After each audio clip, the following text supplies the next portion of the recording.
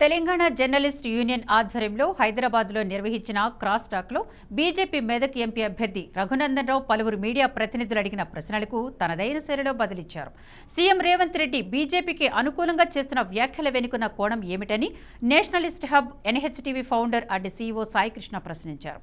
దీనికి రఘునందన్ రావు బదిలిస్తూ రేవంత్ రెడ్డి భిన్న సందర్భాల్లో భిన్నంగా వ్యవహరిస్తారని, మెదక్ సభలో ప్రధాని మోదీపై తీవ్ర విమర్శలు చేశారని గుర్తు చేశారు. బీజేపీలోకి రేవంత్ రెడ్డి వస్తారన్న ప్రచారంలో వాస్తవం లేదని స్పష్టం చేశారు.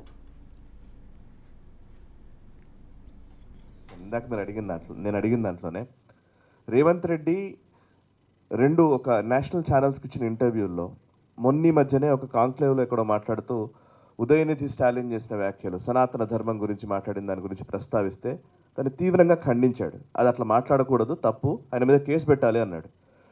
డిఎంకే పార్టీ ఇండి అలయన్స్లో భాగంగానే ఉంది.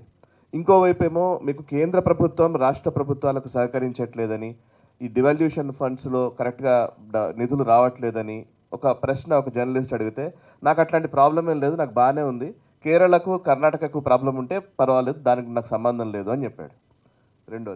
మూడోది, ఇప్పుడు ఇవాళ ఇందాక మీరు ప్రస్తావించిన కమ్యూనిస్టులు కాదు కమ్యూనలిస్టులు అని మాట్లాడిన మాట కావచ్చు. సో బీజేపీకి అనుకూలమైనటువంటి వ్యాఖ్యలే రేవంత్ రెడ్డి చేస్తున్నారు అనేది ఒక అంశం. ఈ మధ్య అదాని గురించి రాహుల్ గాంధీ అక్కడ తిడుతూ ఉంటే అదానిని డైరెక్ట్గా ఇక్కడ తీసుకొచ్చారు, ఇక్కడ ఇన్వెస్ట్మెంట్స్ పెట్టించారు. అటు కేటీఆర్ ఏమో రేవంత్ రెడ్డి ఎలక్షన్స్ తర్వాత రేవంత్ రెడ్డి బీజేపీలో జాయిన్ అవుతారంటున్నారు. సో మీకు రేవంత్ రెడ్డి మీకు మిత్రుడా, లేదు అపోనెంట్గానే మీరు భావిస్తున్నారా? కాంగ్రెస్ బీఆర్ఎస్ ఒక నాణ్యానికి రెండు దిక్కుల రెండు పార్టీలు అని మీరు అంటున్నారు. ఏది కరెక్ట్? ఎవరు మీకు మిత్రులు, ఎవరు కాదు? భారతీయ జనతా పార్టీ కాశ్మీర్ నుంచి కన్యాకుమారి దాకా 543 పార్లమెంటు స్థానాలని ఒంటరిగానే గెలుచుకోవాలనేటువంటి లక్ష్యం ఉంది మాకు. ఆ లక్ష్య సాధనలో మీరు అందరూ అర్థం చేసుకోవాల్సింది ఒకటి విజ్ఞప్తి. దయచేసి కాంగ్రెస్ ఈస్ట్ అయితే భారతీయ జనతా పార్టీ వెస్ట్ అయితే తప్ప ఈ రెండు కలిసి ట్రావెల్ చేయడానికి అవకాశం ఉండదు.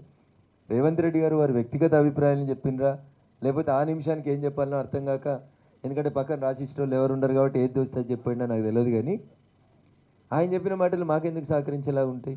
ఆయనే చెప్తా ఉన్నాడు కదా, మొన్న డిసెంబర్లో ఒక కేడీని దించినాం, రేపు మోడీని దించుతామని మాట్లాడుతూ ఉన్నాడు. ఆయన మాకు మిత్రుడు ఎట్లా అవుతాడు? భారత ప్రభుత్వానికి, నరేంద్ర మోడీ గారికి, భారతీయ జనతా పార్టీకి వ్యతిరేకంగా మాట్లాడేటువంటి వ్యక్తులు కొన్ని సందర్భాల్లో ఇట్లా మైక్ పట్టుకున్నప్పుడు ఆ నిమిషానికి ఏం సమాధానాలు చెప్పాలని అర్థం కాక తప్పించుకునేందుకు చెప్పిన సమాధానాలతోటి రేవంత్ రెడ్డి గారికి మాకేం దోస్తాను ఉండదు సార్. ప్రజల్ని మేము గౌరవిస్తాం, ప్రజాస్వామ్య స్ఫూర్తిని గౌరవిస్తాం. 5 సంవత్సరాలు ఆయనకు ప్రజలు మ్యాండేట్ ఇచ్చారు. సాదుకుంటారా చంపుకుంటారా అన్నట్టు, ఉంచుకుంటాడా పోగొట్టుకుంటాడా ఆయన కర్మ, దానికి మేమేం చేస్తాం? నేను ఇందాకే చెప్పిన, ఆయన కుర్చీ గుంజేటోడు ఎవడన్నా ఉంటే ఎడమ పక్కన ఉన్నాడో కుడి పక్కన ఉన్నాడో గుంజుకోవాలి. ఆయన ఎవరిని కూర్చోబెట్టుకుంటుండ అనేది ఆయన ఆలోచించుకోవాలి. దానికి మాకేం సంబంధం ఉంటుంది సార్? మేము అన్ని పొలిటికల్ పార్టీస్ని సమాన దూరంతో చూస్తాం sir, unless and until they are part and parcel of our NDA. Sorry.